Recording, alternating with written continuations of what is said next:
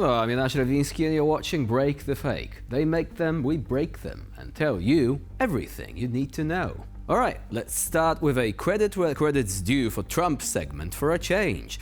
Ukrainian officials confirmed military aid and intelligence support to the country has been restored, following the initial success of the ceasefire talks in Jeddah, which is great news, especially since the ball is now in Putin's court, and boy oh boy, are we going to have a massive fake to break soon, namely that of Russia's alleged readiness for peace. Russia? Peace? Not in this universe. In the meantime, we have other fakes to break, however, so buckle up. How does it feel to be called a warmonger? On social media, this is nothing new. Literally every single day, anyone supporting Ukraine will receive this delightful greeting from hypocritical fans of Russia. But on a diplomatic level, well, that is a different story. On Tuesday, Hungary's Foreign Minister Péter Szijjártó called a press conference where he said, and I quote, "Poland's Foreign Minister Radosław Sikorski is one of the most extreme pro-war politicians in Europe." Excuse me, pro-war?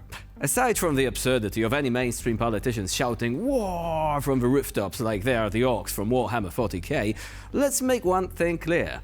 Who started the war? Well, Russia did. Simple, 2014, Crimea, Donbass, and then 2022, full scale.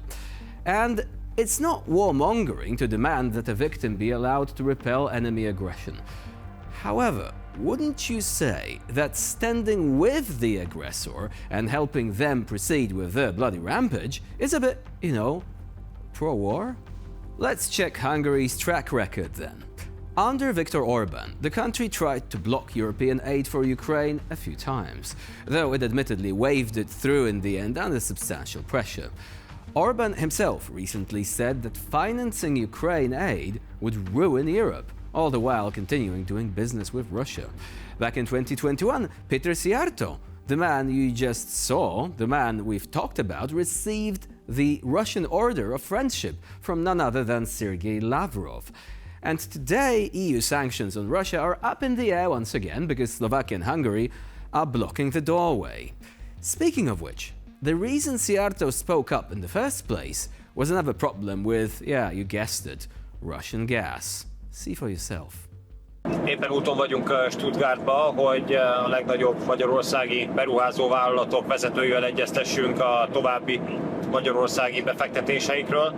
Közben azonban sajnos az orosz-ukrán háború egyre súlyosabb jeleneteket produkál. Az éjszaka folyamán ukrán drón támadás érte a Barátság kőolajvezeték egyik mérőállomását. Barátság kőolajvezeték hazánk kőolajellátása szempontjából kritikus fontosságú. Hogyha a Barátság kőolajvezeték működése ellehetetlenül, akkor Magyarország és Szlovákia kőolajjal való ellátása fizikailag lehetetlenül el gyakorlatilag. Az éjszakai dróntámadás miatt időlegesen fel kellett függeszteni a Barátság kőolajvezetéken a kőolajszállítást Magyarország irányába. In short, it can be argued that Hungary's stance can be described as pro-Russian, even though it's also motivated by economic self-interest, and even though the Hungarian government insists it's all about peace and love. By extension, I would argue it's effectively pro-war, because it helps the aggressor. The more money, support and prestige the aggressor has, the more war it can bring to the table. This is what Putin's Russia is all about, after all, with a blood-splattered banner all red, white and boom. Though I might have stolen that line from a Motionless in White song. Yeah, I think I did. Anyway, long story short, if a Russia understander shouts peace, don't take it at face value. He probably means Ukraine, capitulate now. Also, need to call Putin to make more cash together. Open up those pipelines. Russia, as we have seen since 2022, isn't about peace. If they ever send you a dove of peace, be sure it's just a Shahed drone painted white and rolled in feathers to make it look more lovey-dovey. So what? It's still got its warhead ready to go off at the earliest opportunity. So when Szijjártó calls Sikorski pro-war, Sikorski should simply hold up a mirror to his Hungarian counterpart in utter deafening silence.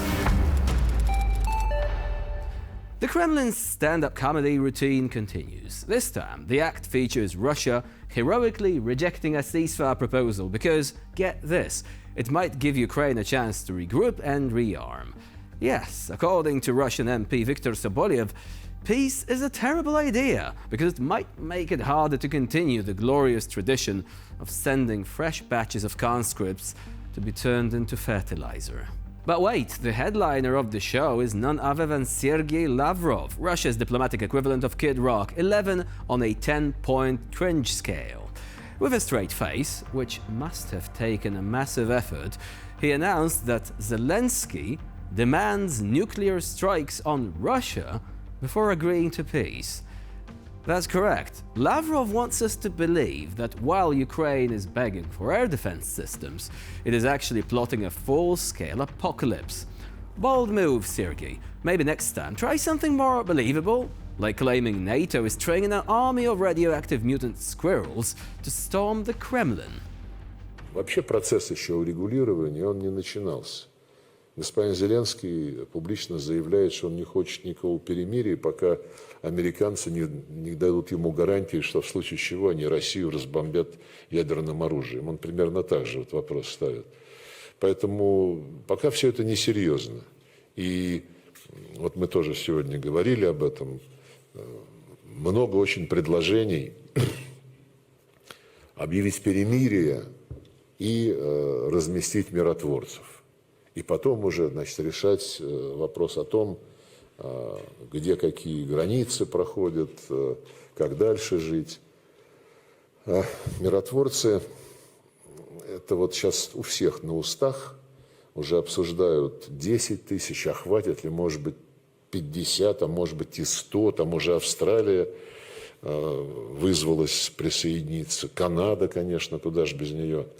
Но вопрос-то у нас простой, мы сегодня сказали об этом. Они будут, миротворцы, так сказать, охранять что? Остатки киевского нацистского режима, который принял серию законов, истребляющих русскую культуру, русский язык, русские средства массовой информации, запретил каноническую украинскую православную церковь?